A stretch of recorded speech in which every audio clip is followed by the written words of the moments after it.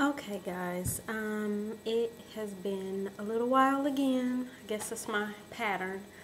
Um, this video is about selective eating and social functions.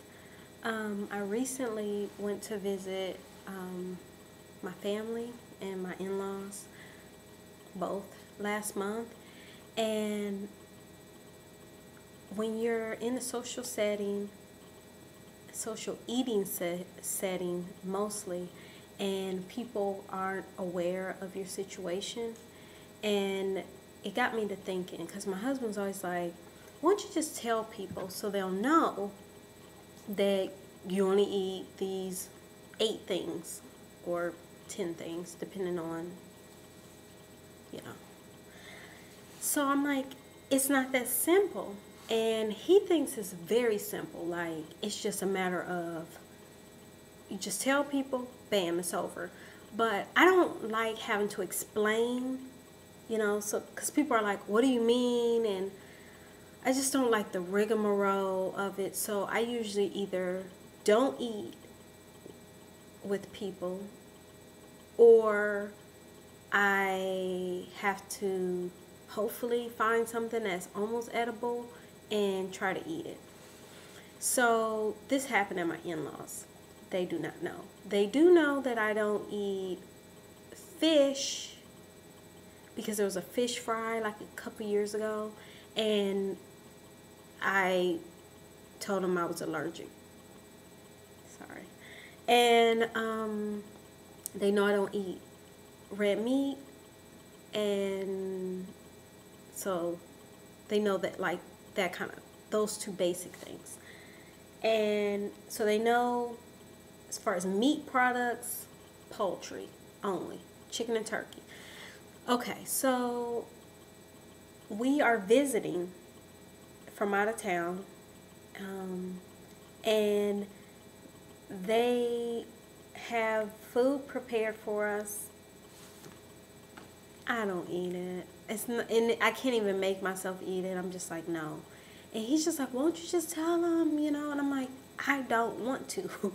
I would rather not eat. So he, who eats everything, is fine. And then this is only situations like this that there's a problem. When we're at home alone together, he knows I'm going to have my food in the house, or I'm going to go get what I want or whatever. It's only when we're around other regular eaters and he's around regular eaters, and then I really feel like the odd person out because it's only me and he doesn't get that. So he's like, I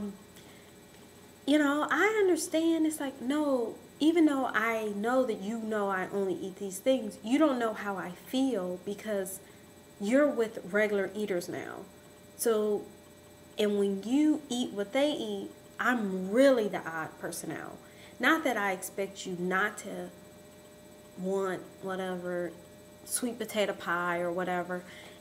You enjoy that kind of stuff.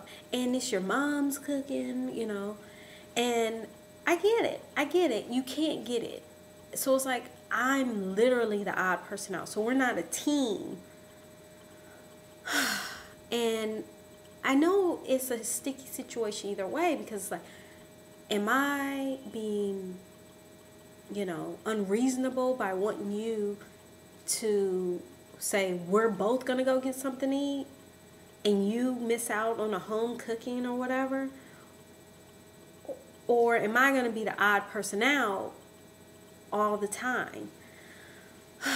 I can see why it's just like, I don't even want to be bothered with it. So at my mom's house, she kind of knows that I only eat, a couple things, and that I'm prone to go get something to eat. So it's not that big of a deal. Even though she doesn't know I have selective eating disorder, it's just more like Daphne's picky, Daphne's always been like that. She doesn't eat that kind of stuff.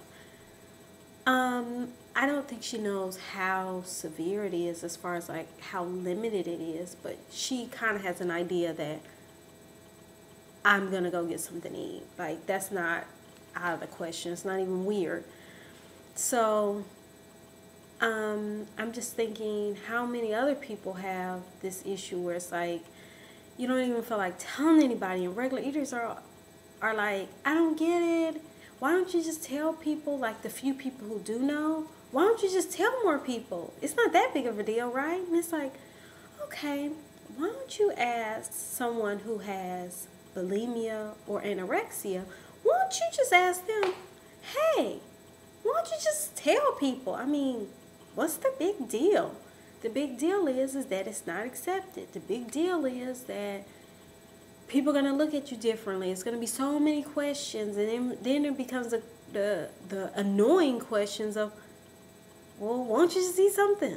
Why don't you just eat something different? I mean, why do you only have to eat these things? It's like, I don't even feel like explaining. I don't feel like being bothered. So, I don't know. That's my issue, is like, even with people who do understand, you're still the odd man out. Period. Unless you're with other people with selective eating disorder, you're still the odd person out. They don't get it. And as much as they might love you, like you, they just don't get it. So that was my experience doing the family tour. And it didn't feel good. It didn't feel good.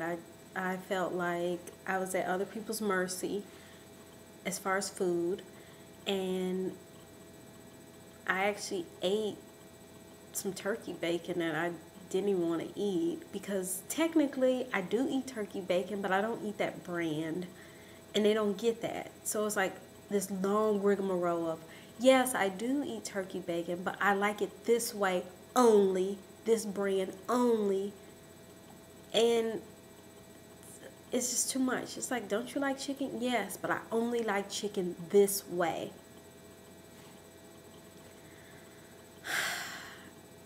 You know, and people they might even be really trying to be helpful and accommodating, but, you know, just let me do what I'm gonna do, you know.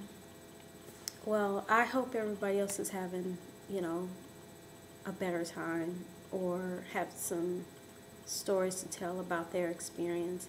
And also, you know, the $1 million question becomes, do you even want to eat anything else? And my thing is, everything else looks like dog food. So I can't even say I want to eat anything else because it doesn't look like food. So it's not a fair question. Maybe one day I'll want to eat something else.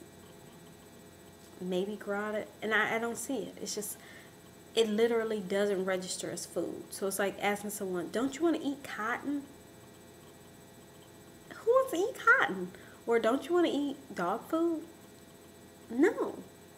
It doesn't register as food. So why would you can't even get to that next step of saying, well, why don't you just try it? I mean, you don't know if you don't like it till you try it, but if it doesn't register as food, you don't want it at all.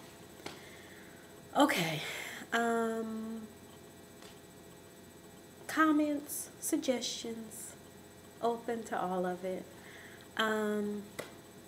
Missed you guys, and I'll talk to you later.